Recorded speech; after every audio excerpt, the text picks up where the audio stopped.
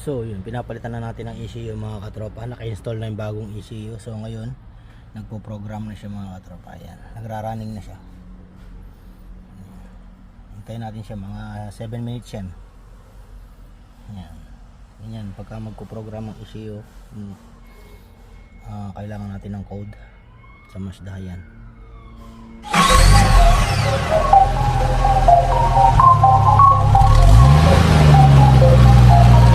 The Mechanic TV. Who made this? The Mechanic TV channel, dito ay manood ka. Click mo subscribe button, click yung bell, updated ka sa mga paparating namin na gawain. Alam mo na, subaybayan galaw ni Sir Edgar, manapat The manood Mechanic ka. TV. Yun mga katropa, ito na yung ating CX-5 SH engine. So yung problema niya is P009F. Nag-recommended yung nga palang history nito, unang-una ay tinowing, wala siyang pressure, tapos na find out natin yung high pressure pump may problema, defective. So gumamit tayo ng isang pinagtanggalan na high pressure pump, kumbaga second hand, yung warranty. Tinesting natin, okay naman, umandar, kaso P009F. So ngayon, P009F is itong relief valve. So siyempre hindi tayo makakabili ng relief valve lang, si customer rin nag-provide ng pressure rail. So yun nga, kinabit natin, ganun pa rin, wala nang problema kay customer mga katropa. So ganun pa rin ngayon, wala namang iba pagkagalingan. Na check na natin ito kasi stock on yung relief valve nya. So tinek natin yung harness, okay naman, wala namang problema sa harness.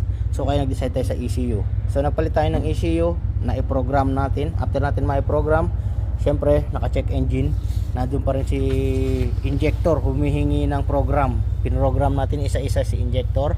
Kinuha natin yung code, ayan, meron siyang code dito. Kinuha natin isa-isang code, nilagay natin, in-install natin doon sa ating laptop para ma-program natin mga katropa. So na-program na natin.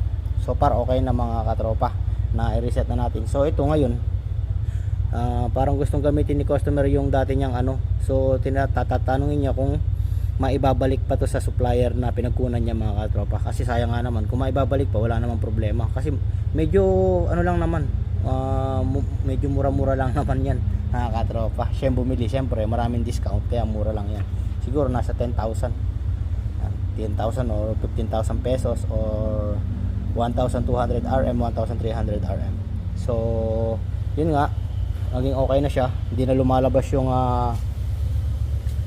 P009F, hindi na nagche-check engine. Try natin. Yan. So okay na siya. Pag ni-rev mo kasi yan,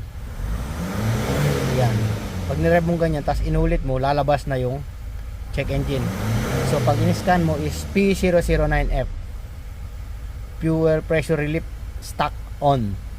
So yun, okay na siya, na-reset na lahat mga katropa. Hinihintay ko lang yung decision niya kung papatanggal niya or ibabalik natin yung dating niyang relay. Kaya naghihintay lang tayo ng decision niya mga katropa. Kung hindi na tatanggalin, i-test drive na natin ito mga katropa. So para okay na, kahit anong rev mo, hindi na lumalabas yung stock on mga katropa.